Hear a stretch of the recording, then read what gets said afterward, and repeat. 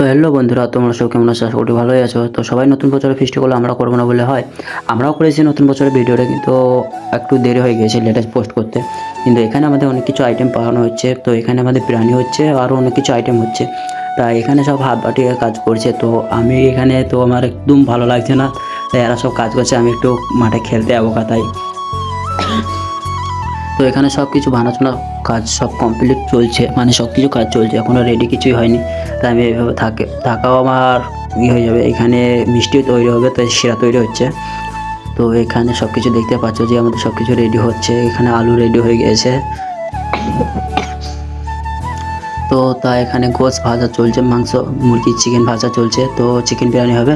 তাই এখানে চিকেন বিরিয়ানি করার তো সময়, মানে এদের যা দেখছি এরা আজকে আর হবে না। তো মিষ্টিটা তৈরি হয়ে গেছে, তো মিষ্টিটা আমি খেয়ে, তো এখন নাস্তাটা করে আমরা খেলতে চলে এসেছি মাঠে, টুর্নামেন্ট খেলবো এখানে। তো সবাই দেখতে পাচ্ছ এখানে সব বিহারিদের ছেলে, আর আমি একাই মুর্শিদাবাদের ছেলে আছে এখানে, আমার সাথে আরও করার ছেলে আছে আমাদের টিমের।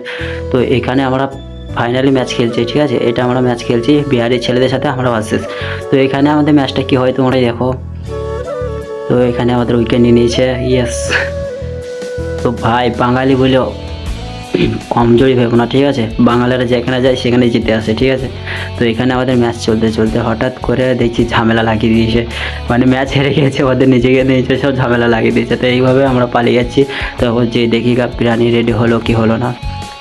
গাইস তোমাদের ভালোবাসায় বিরিয়ানি রেডি হয়ে গেছে, তো আমরা এখানে দেখছি বাড়ছে, এই বিরিয়ানি মিলিয়ে খেতে বসে বলেছি।